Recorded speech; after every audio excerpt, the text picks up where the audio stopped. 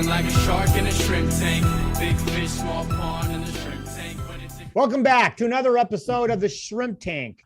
We come to you virtually from Seattle, the entire Pacific Northwest, and today we are back north of the border in Regina, Saskatchewan. Tell you more about that in just a minute. However, listen, if you want to learn how to start, grow, or run a successful business, and why not do it now, right? In the midst of the back end of the pandemic, why not do it now? This is the podcast for you. We call it the podcast of record. This is where street smarts and book smarts collide. I'm Dan Whedon, and my co-host today from the Great White North is Phil Simchich. Phil, welcome. We'll be getting to you in just a second. We're excited to have as our guest today, Joe Morrison. Joe is the executive director of the Kitsap Economic Development Alliance. I live in Kitsap County. I know Joe really well. He joined the organization as the executive director in 2020. We call Kitsap Economic Development Alliance KEDA. So you'll hear us call us that a lot. At KEDA, Joe focuses on offering the right blend of programs, partnerships, and technical assistance to everybody in Kitsap County. We're excited to talk to Joe about what he sees as the future of economic development. Welcome, Joe. We will be with you in just a second. Everybody, you can find us wherever you get your podcasts: iHeartRadio, Apple Podcasts, Google Podcasts, Spotify, SoundCloud, Stitcher, YouTube. You all know I say it, we are ubiquitous. Now, we come to you from about a dozen cities, including the mothership in Atlanta, Boston, Boca Raton, Central PA, and I actually just met the new host in Columbus, Ohio. So welcome to Columbus. Now, before we bring on Joe to learn more about him and the work he's doing at KEDA with his wonderful staff. Hey there, Phil. Hey, Dan, how are you? I am doing great. How's everything up in the Great White North? Well, it's white, it's windy, it's cold. And so we're ready to go. We're ready to work because it's too cold to be outside. One of these days, we'll have to do our whole Bob and Doug McKenzie routine. But anyway, listen, we had an interesting thing happen here. I know you're a ways away from Kitsap County, but the other day it was about noon. I was working out and I had my phone on listening to music, and I had my Apple Watch on tracking my fitness. And all of a sudden, they both exploded, literally. The emergency broadcast warning was ringing on my wrist and going off in my cell phone. Turns out we had a tornado warning. And Phil, we're not in Oklahoma, we're not in Kansas, we're not in Missouri. We had a tornado warning. So all I know a lot about earthquakes, but all I know about tornadoes is what I see on TV. You're supposed to head to the basement. So I was in the basement already. That's where my exercise room and office are. I went and unplugged everything from, just in case. And I went out and took everything out from outside. And then I woke up the dogs. The dogs are fast asleep. I woke them up and dragged them down to the basement because I could just see the top coming off and the dogs going with it. And that was no good. They were not happy to be woken up, but they did go downstairs with me.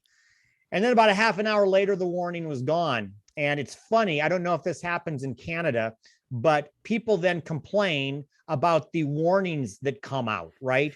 Oh, we didn't have a tornado. And I always want to ask, well, what did you want one? Aren't you happy it didn't happen? These alerts are for a reason. I guess that's the risk management guy in me. I always have to think about alerts kind of on a negative sense. What are we looking out for around the corner? Phil, you probably look at things a little bit differently when it comes to alerts. Well, like you, we're not in Tornado Alley. So when we do get a tornado warning, you're right, we're strapping down the barbecue and getting everything all set up downstairs. So in the business world, in the economic world, there's always alerts and messages going on out there. And sometimes we're just numb to them. The two best jobs used to be the weather person or the economist because no one ever expected you to get it right. Now, technology has definitely made weather forecasting much more accurate. And I think that entrepreneurs and all sorts of business organizations are much more in tune with what's going on the economy. So from my perspective, yeah, we need to have our radar on for those alerts, both the positive opportunities and the negative threats, whether it's interest rates, inflation, supply chain, and all sorts of things we're going to talk to Joe about today. Well, speaking of Joe, Joe might even have, for all I know, Joe has his own tornado story. Joe, welcome to the show. What I want to ask you when it comes to alerts is, obviously KEDA works with a lot of small, medium-sized companies, works with government, municipalities. You run the gamut, education. What are some of the alerts that you see coming, good or bad? What are some of the alerts that business leaders should be aware of for 2022? And welcome.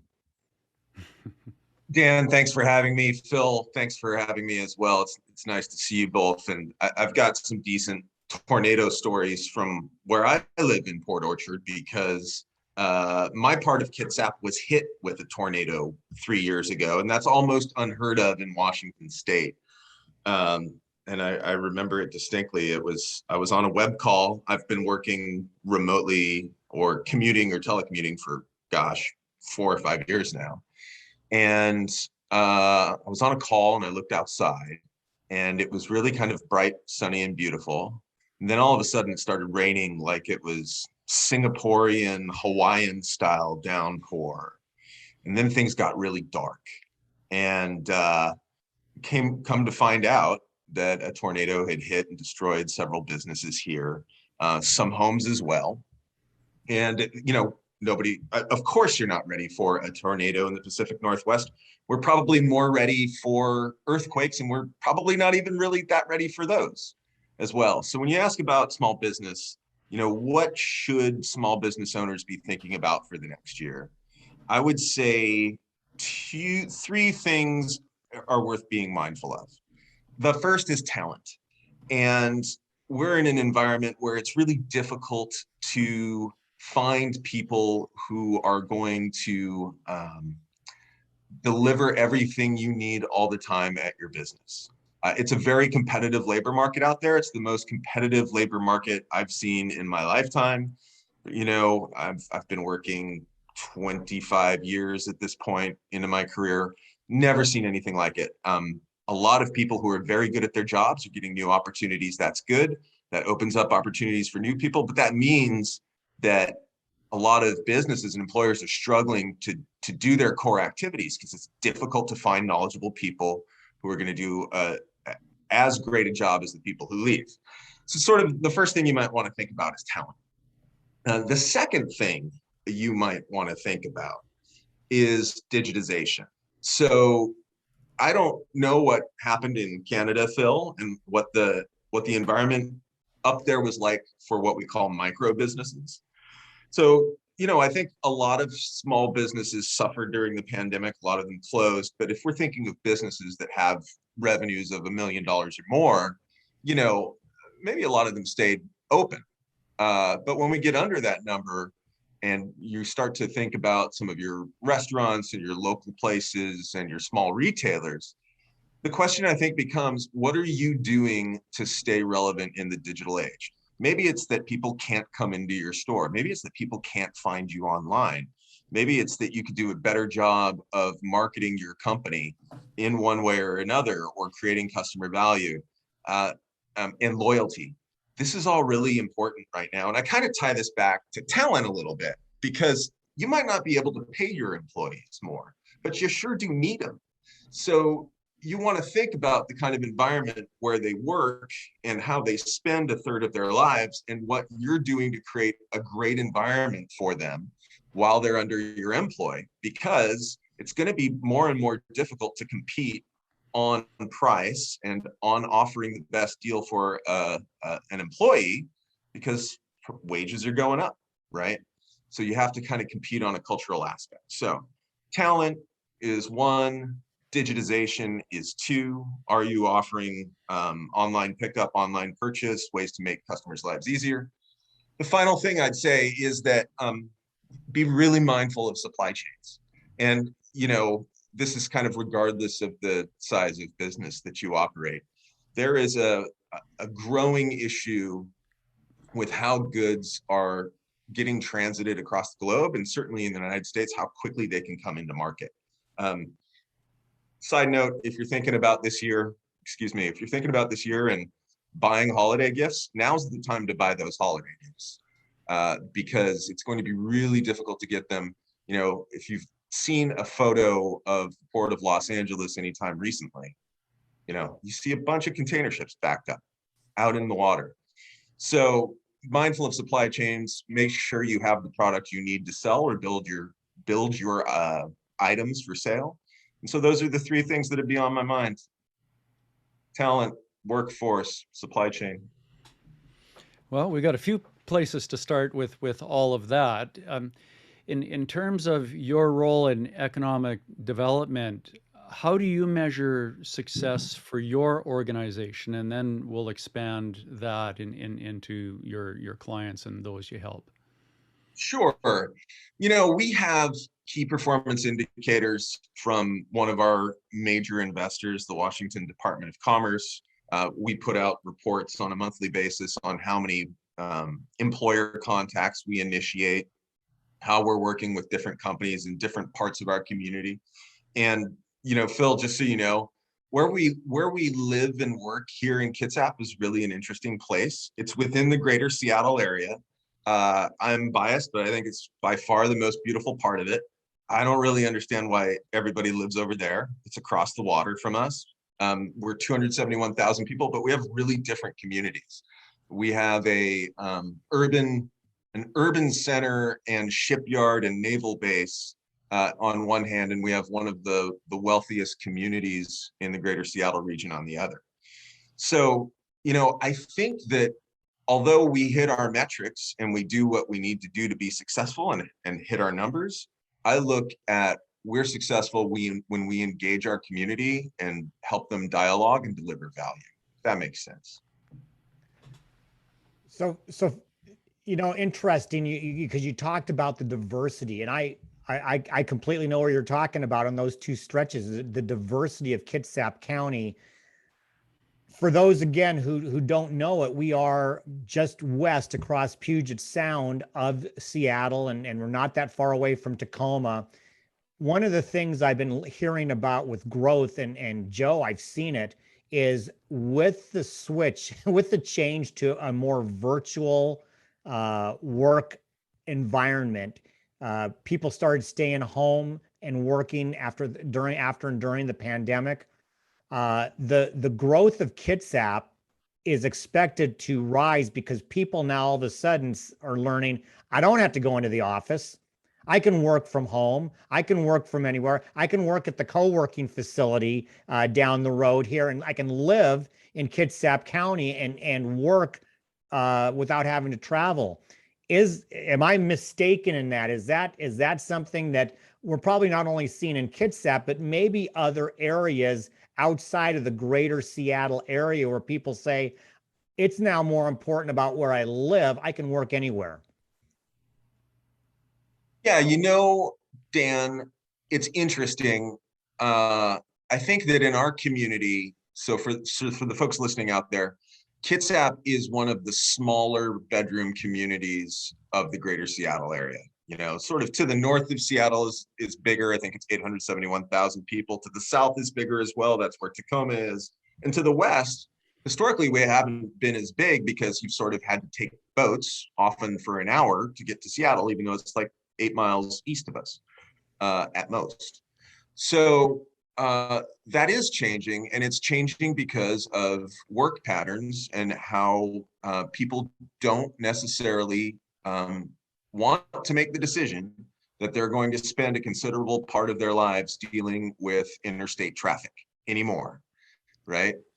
Depending on how you commuted, you might spend a couple hours a week in traffic.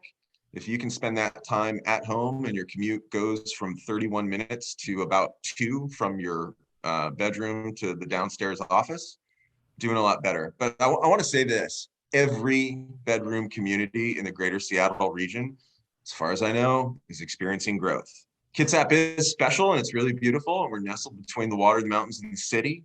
But, you know, other communities in Seattle besides us are seeing growth. And Seattle's still kind of seeing growth too. Rents might drop, but people are moving to that city from other cities in the United States like New York and San Francisco and Los Angeles. So I want to tie in your digitization and the search for talent. Do you see there an opportunity in addition to businesses conducting commerce and transactions online? Is there an opportunity for them, with more people working from home, to really take a higher or different digital approach to finding that talent, to tie back to the culture that you mentioned as a key success factor, or really an opportunity, because small and mid-market companies can really tweak their culture quickly compared to big companies? So can companies use digital to attract more talent? I think it's possible, Phil, but it's also difficult to accomplish when you're competing for the very best talent. So, here's a story from our side of the water, from what we could describe as a governmental labor market. A lot of the really good people in our municipalities are getting poached by state agencies, other larger cities, because guess what? They can employ them. They can stay and live right here in Kitsap County, but they can earn a higher wage at a different shop, if you will. So I think that it's going to be difficult on that end for talent and digitization.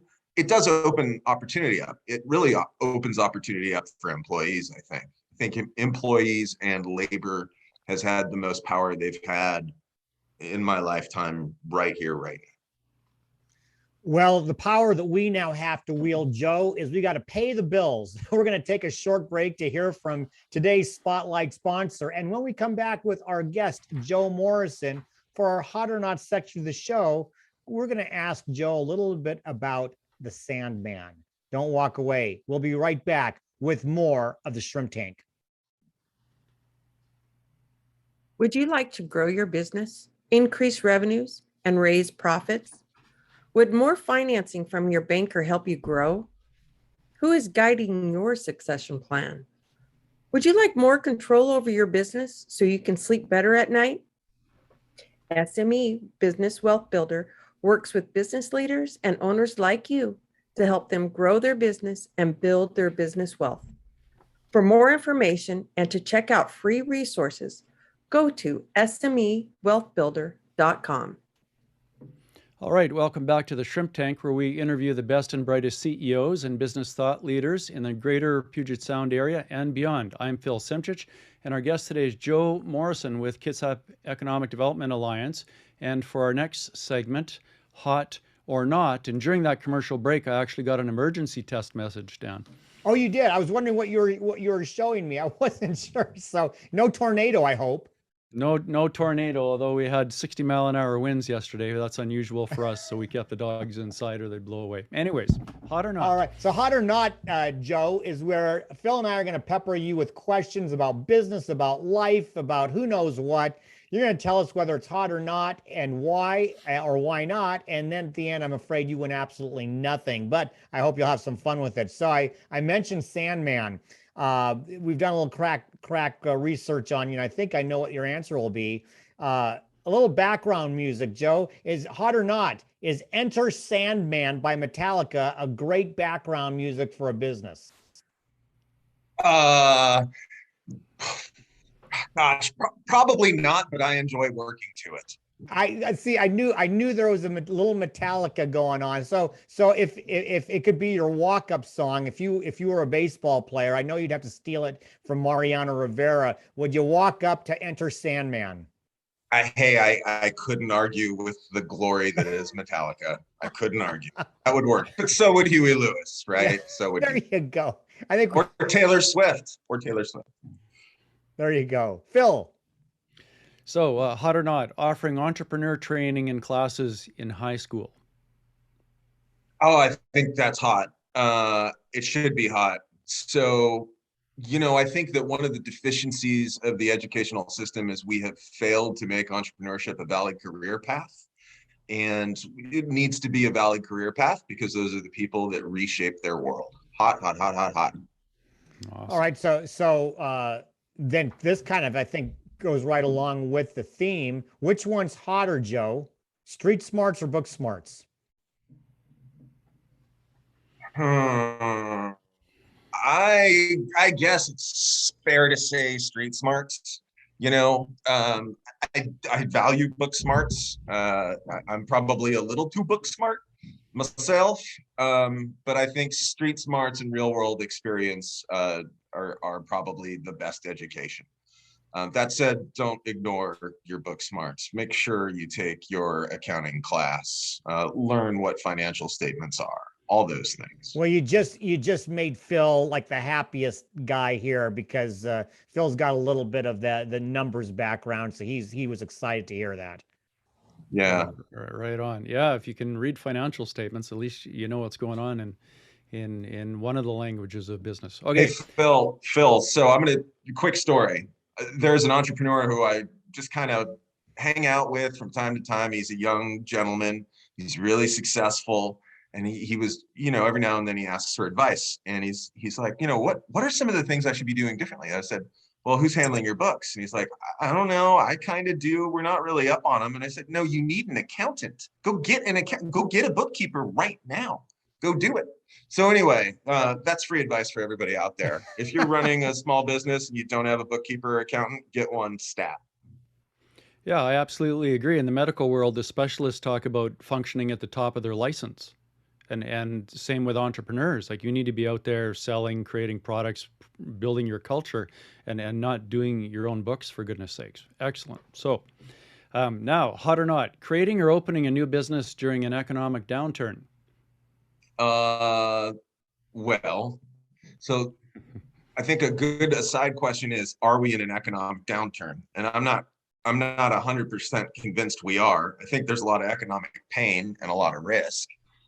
Traditionally, people who open businesses at the bottom of the economic cycle do quite well. So yeah, if you can somehow magically time life, great. But I don't know that any of us can time life. So I've got going off hot or not for a second. We've had other guests on that work in the employee benefit world and such, and we've talked about the whole concept around the Great Resignation that we've been hearing. And I've just seen, even around, whether it's my local grocery store or restaurant, of course, or different places, everybody needs staffing. You talked about that. I guess I would have been surprised at the time if you had said, hey, coming out of this pandemic, everybody who's not working, there's going to be jobs galore, that people wouldn't be eating that up. What, in your opinion, has led to the situation we're in, and is this a temporary situation? Gosh, those people who are much smarter than me say that we were in a bind before COVID hit, because we were already down a million or so people in the labor market. And then when COVID hit, it just reevaluated some people's life priorities, right? So no, I don't want to travel on I-5, and no, I don't want to work anymore. And no, I'm going to accelerate my retirement and do things I care about, because existential life and death questions are now right in front of me. So I think that's part of it. I think that you're hitting on something that is very true, Dan, and it is the world we're living in, and an arguable roaring economy. Again, not super familiar with Canada right now, Phil. Sorry. They just opened the borders, to be fair to us, as did we. You could argue that America's economy is roaring, right? And we have to bring rates up and inflation under control and stop stimulus. That's an argument. I'm just observing. I'm not one way or the other necessarily. I don't know that feels right. I don't know that stock market highs feel right. I don't know that massive profits feel right. I don't know that escalating home values feel right. I don't know that a bunch of job availability feels right either, if that makes sense. Yeah, Phil, do you mind if I ask a quick follow-up question? Yeah, go ahead. It's interesting because we used to, pre-2019, tend to use historical data, whether it be cyclical, whether it be, this is what happened back then, and this, it feels like everything that happened before 2019, to a greater degree, you almost have to kind of throw out. It feels like we are shaping a new economic reality moving forward. Am I overblowing that? I think that this is a defining time in all our lives and in all our cultures, and there will be permanent changes because of it, right? This is a paradigm shift. It's a paradigm shift with how we work, right? Probably lots of people aren't going to go to the office 5 days a week anymore. Some will, but probably not everybody. And I think that a lot of things have shifted, Dan, and that you're onto something. So as we're in this new reality, what can small and mid-market companies do to compete for that talent when they really can't compete on price because they're competing against governments and things like that? So what can they do? That is a really good question, Phil, and I don't know that I necessarily have the answers. I think that I will offer this in return.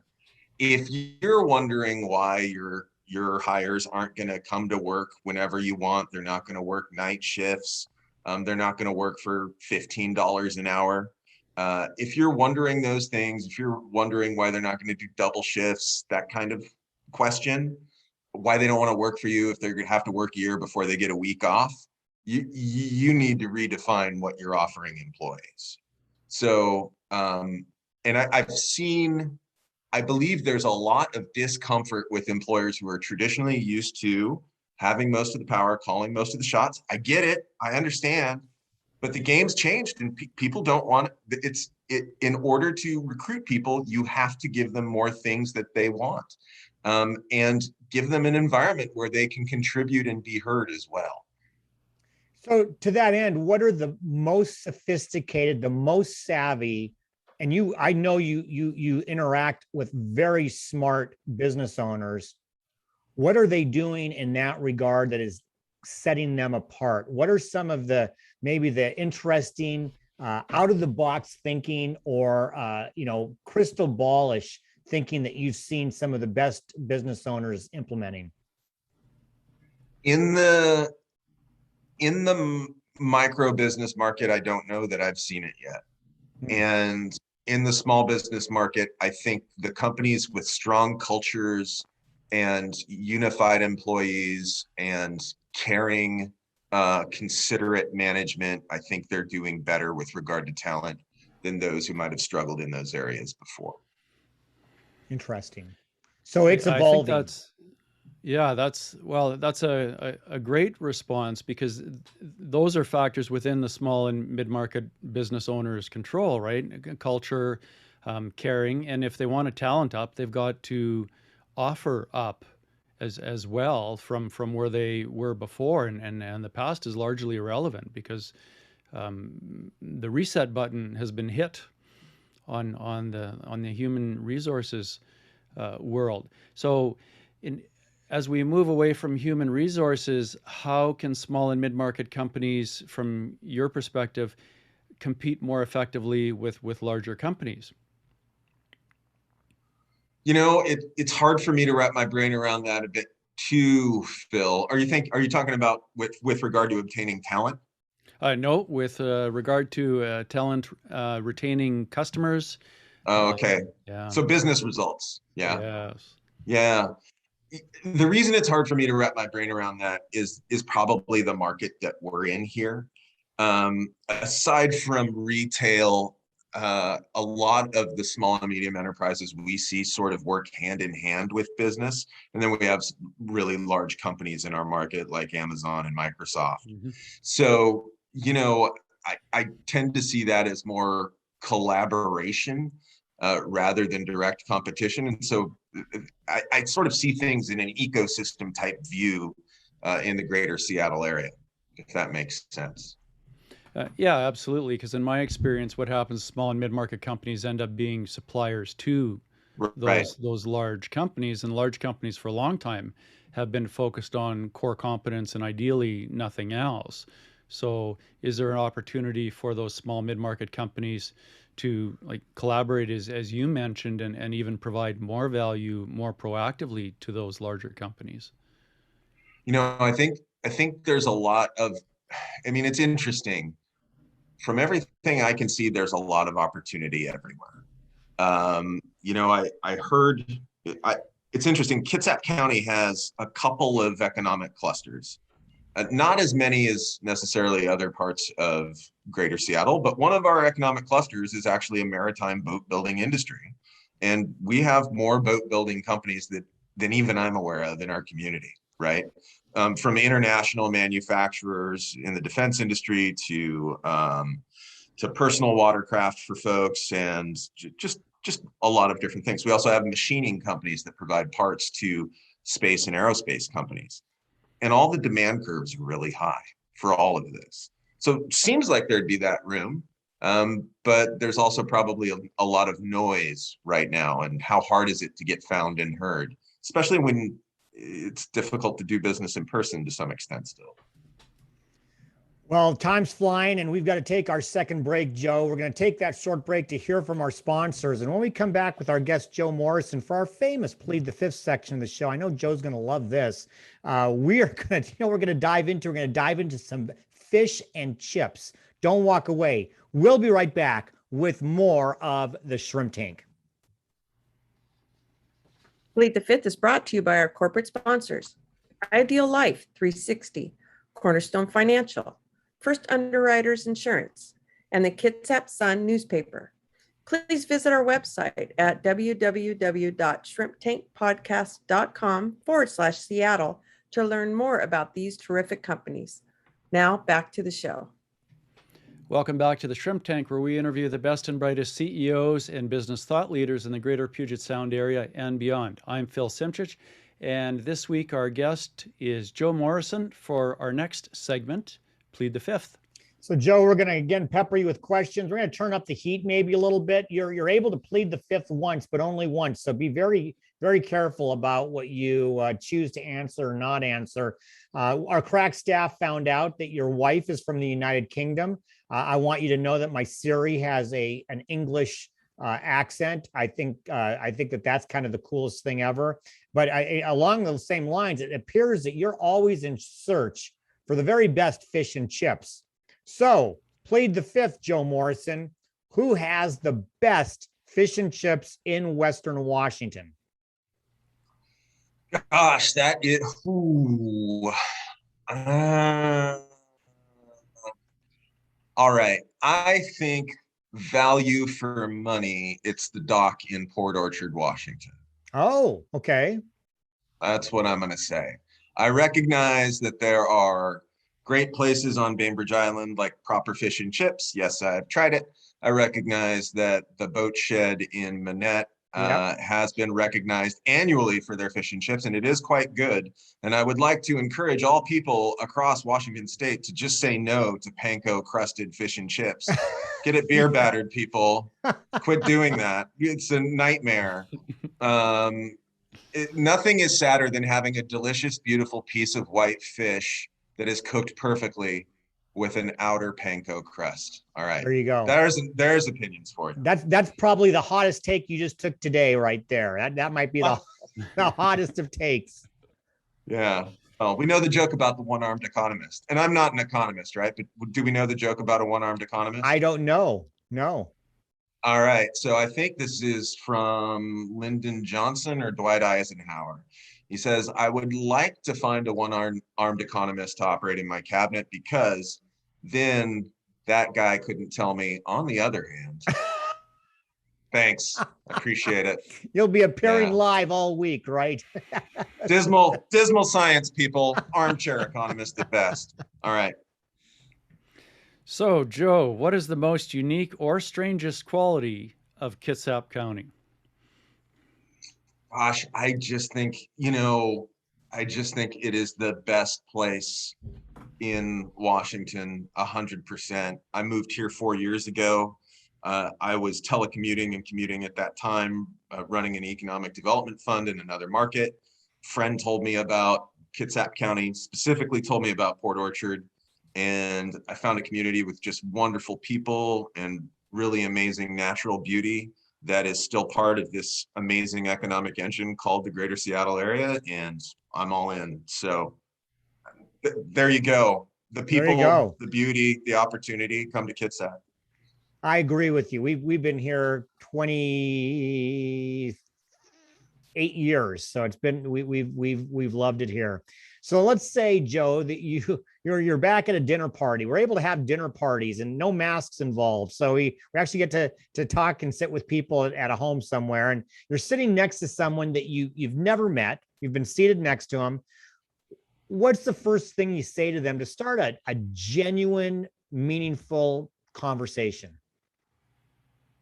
Yeah, I ask them whether they follow game theory and whether they watch the movie A Beautiful Mind.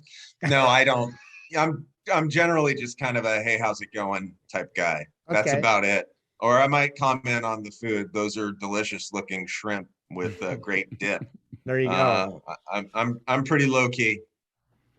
Just stay away from the panko fish and chips. That's Yeah, it's offensive. It really is.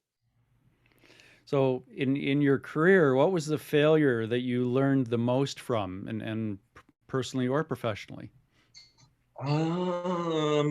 Gosh, this is one of those questions that you are coached to respond to on a regular basis, and I don't necessarily have the best answer for. It's not that I haven't failed. I've failed plenty, and I fail a lot. And I think that if you're not failing to some extent, you're not swinging hard enough and you're not ambitious enough. I would say this. A lot of people, and maybe I'm one of them, and maybe folks out there can relate, they sort of focus on the outcome and the result and not necessarily how they get there and how they engage and interact with people along the way. And I think that everything in life comes down to how you engage with and work with people positively and proactively, and how you bring people along. And I think I've stumbled in that area in the past, and I work very hard to make sure I don't stumble as much, but nobody's perfect. So, Joe, we've been asking this question of all of our guests this year. We may have a compilation at the end of the year and start a new one for next. But let's say I asked you, you have to start a new business, and you have to start a business based on a hobby. What's the hobby, and why would you start that business? Oh, it's a good question. And it's something I've thought a lot about. And there is there's a Japanese term for it, and it would be great if I could remember it. And it's the intersection of market opportunity and the things that you're good at and the things that are meaningful to society. And if anybody out there in Facebook lands knows what that term is, let us know. But I think one of the challenges with my hobbies is that I don't know how financially lucrative they are. And one of the most important things you can do. Have you heard this argument about follow your passion? Yes or no? Have you heard about it, Phil? Yes. Yes. All right. Well, let's hit the ball to Phil for a second. What's this argument, and where do you fall on it, Phil? The argument about following your passion is that when you're doing something that you truly love, it really won't be work. The flaw in that is that there may be no economic value whatsoever to anybody, and you won't earn a stinking dime. And so from that perspective, it's more important to follow what you've been gifted with, your natural talents, and how those align with the opportunities in the market that you mentioned earlier. Yeah. So when it comes to following your passion and starting a business, I would say two things. One, first, make sure your business pencils no matter what, or that it has a path to profitability. And two, think about whether you're really supposed to be an entrepreneur, because not everybody's supposed to be. I'm not supposed to be. It's just there's too much volatility and uncertainty in it, and it's really difficult. And you have to manage a lot of different things, including yourself and including your business and including your personal life, your professional life, and all kinds of things that you that are minimized sometimes when you have a day job. And the second thing that when it comes back to following your passion, I'll hit back at you with is this. maybe nobody or almost nobody says, you know what, I really want to move into contract and bylaw management with an emphasis in microprocessors and toothbrushes, right? Those are kinds of the people who sometimes are so specialized they get paid, and then they can follow their passions in their spare time. I think there's value to that too. I think it's okay if you want to work and earn money, and that enables you to take care of your family and do what you love. So Joe, I have to at least say this. I didn't tell you it had to be successful. I just want to know what your hobby is. So can you throw me a bone? What hobby do you have? What's your favorite hobby? You know, I'm a nerd at heart, Dan and Phil. I'm a nerd at heart. So I play Magic the Gathering, and I play D&D, and I work out. And maybe one of those isn't as nerdy as the others, but I can't monetize it. All right. I'm an economic developer, and I love it. Good for you. So in terms of ECDEV and advice for the listeners, what book or podcast would you recommend for our listeners? Really good question, Phil. I think the business podcast that I listen to the most, and it's probably mostly entertainment factor, is Pivot with Kara Swisher and Scott Galloway. And, I guess this could be described as Kara Swisher's other podcast. Scott Galloway is really fun. He's also on the, he's one of the advocates of follow what makes money. And, you can also follow your dreams when you do that. So let's go with that. Pivot. Awesome. Great. So Joe, thank you so much for being a guest here on the Shrimp Tank. For our listeners that want to get in contact with you and learn more about economic development, how can they get more information? Thanks, Phil. It's Morrison at kitsapeda.org. And our Twitter is at EcoDevo Kitsap. And I love that because I love calling economic development EcoDevo. Super fun. Dan, Phil, thanks for having me. I really appreciate it. Yeah, EcoDevo is definitely sounds a lot more musical and momentum and cooler than ECDEV. ECDEV's a little tough. All right. So everyone, make sure you check out all the replays on shrimptankpodcast.com/Seattle. And wherever you get your podcasts from, such as iHeart, Apple, Google, or Spotify, please follow us on our show's social media pages on YouTube, Facebook, and Instagram. Well, Joe, thanks for being here. And by the way, the next time you're asked the best entrepreneur business-based podcast, I know it's going to be the Shrimp Tank. So we'll get you tanking, right? Phil, and again, thanks for all you do for Kitsap Economic Development Alliance. Phil, as always, thank you. Yes, you like our Facebook page, because here's what's going to happen. Every Wednesday at noon, we are going to have a show, except for the day before Thanksgiving. It's going to be on Tuesday. So you heard it here first. Next week, we're going on Tuesday. Michelle Baumberger and I will be interviewing our guest, Nyasha Tunduwani, with Real Impact Consulting. So for next week only, Tuesday at noon. That's Tuesday, November the 22nd. So in the meantime, everybody, please be safe, be well, avoid tornadoes, and be prosperous, because until next week, the shrimp is back in the tank. So long.